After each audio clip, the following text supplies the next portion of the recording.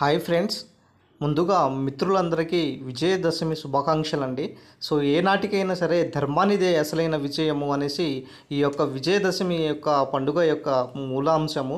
అయితే సుప్రీంకోర్టులో group one సంబంధించినటువంటి ఏదైతే విషయం ఉన్నదో ఖచ్చితంగా ఈ గ్రూప్ వన్ సంబంధించినటువంటి విజయం వర్తిస్తుంది. అభ్యర్థులు ఏదైతే ఎస్ఎల్పి ఫైల్ చేశారో ఖచ్చితంగా అభ్యర్థులదే విజయము. ఇవాళ కాకపోయినా రేపు అయినా సరే గ్రూప్ వన్ విషయంలో మాత్రము అభ్యర్థులే అసలైన విజయం అండి.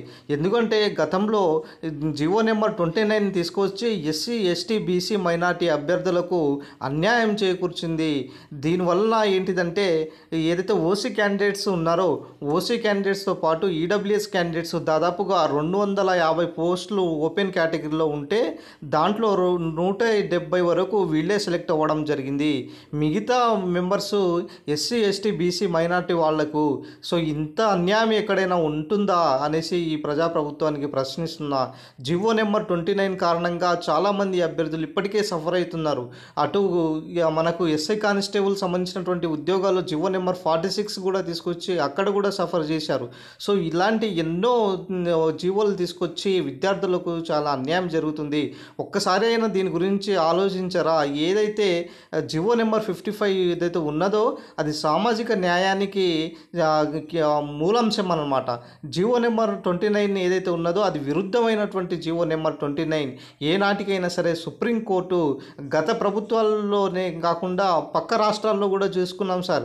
పక్క రాష్ట్రంలో మధ్యప్రదేశ్ లాంటి రాష్ట్రాల్లో కూడా ఇలాంటి రిజర్వేషన్ సంబంధించినటువంటి ఉల్లంఘన జరిగితే అక్కడ గ్రూప్ వన్ స్థాయి లాంటి ఉద్యోగాలు కూడా క్యాన్సిల్ అయినటువంటి సిచ్యువేషన్స్ కూడా చూసాము.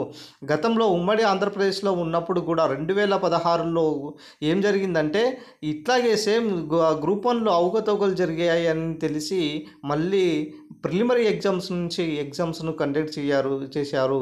సో ఇప్పుడు కూడా జరిగేది తెలంగాణలో ఇదే అంశం. రేపు సుప్రీంకోర్టు ఫస్ట్ నుంచే ఎగ్జామ్స్ నిర్వహించాలనేసి చెప్తుంది. ఎందుకంటే జివో నెంబర్ 29 విద్యార్థులకు ఎస్సీ ఎస్టీ బీసీ విద్యార్థుల పట్ల అది ఒక చాలా పెద్ద ప్రమాదంతో కూడుకున్నటువంటి ఆ జివో.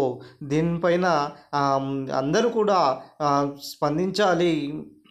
ముఖ్యంగా రేవంత్ రెడ్డి గారు ఈ జివో నెంబర్ 29 గురించి మీరు పూర్తిగా తెలుసుకోండి. ఇక్కడ చాలా అన్యాయం జరుగుతుంది.